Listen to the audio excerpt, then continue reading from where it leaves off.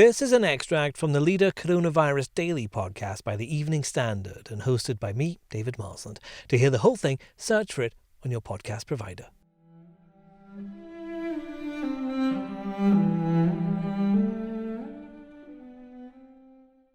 That was the sound of cellist Sekou Kane-Mason, who shot to fame after he played at the wedding of Meghan Markle and Prince Harry. Now he's set to headline the Philharmonia Orchestra's new free digital concert series, which our editorial column says is exactly what the industry and nation needs to pull through a pandemic.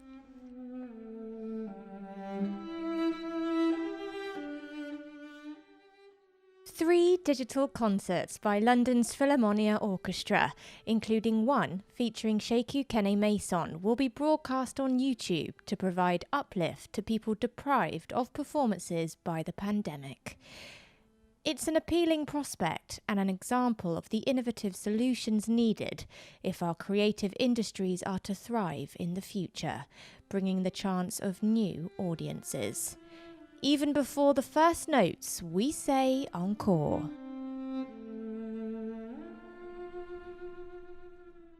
The creative industry has had to embrace technology and think far outside the box to ensure they survive through the health crisis.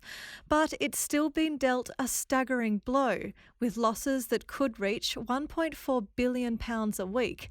The chief executive of the Creative Industries Federation writes in the Evening Standard today that creative people provide respite and resilience in times of darkness and must be supported. She joins me now. Caroline, what impact has COVID-19 had on our creative industries? So we are looking at a projected fall in GVA of about £29 billion, which equates to about £74 billion in revenue, and a loss of 406,000 jobs. So what that looks like is 1 in 5 jobs gone from the sector, and the equivalent really of in terms of employment of 9 times the number of people who are employed by British Airways. The other thing that we published was that London and the South East are going to be harder hit than anywhere else. You mentioned in your op-ed today that we're facing a cultural catastrophe.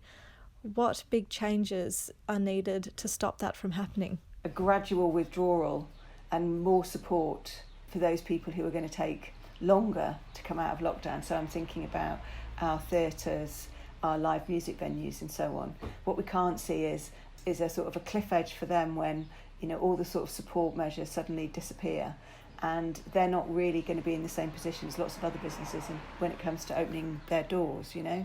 So we've got to be really, really careful about that. The other thing we really need to have very, very quickly is some sort of emergency funding. So we're calling this a cultural renewal fund, to support those organisations and companies that are most adversely affected by the COVID-19 crisis. Longer term, we need to think about not just how we get everything going again, but to sort of really address some of the systemic challenges within our system.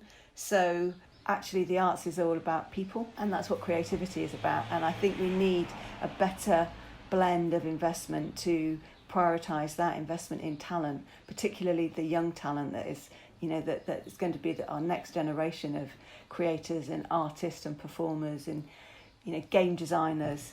And I think we also have to address some of the real challenges when it comes to who gets to work in, you know, who's working in these organisations. We're not perhaps as diverse as we need to be. We certainly haven't been as inclusive as we need to be.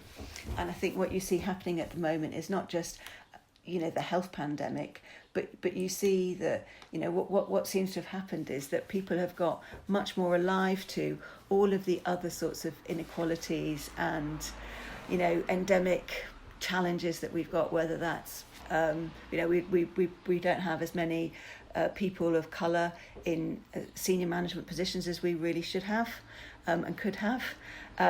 We need to make sure that our businesses are really, really representative of our communities and our audiences, that this isn't just about sort of doing the right thing for moral reasons, it's the right thing economically. You know, if we're making work for global audiences, then our organisations need to represent that global audience. It's only through diversity that we're strong economically as well as being strong culturally. Search for the Leader Coronavirus Daily on any podcast provider to hear more from the podcast.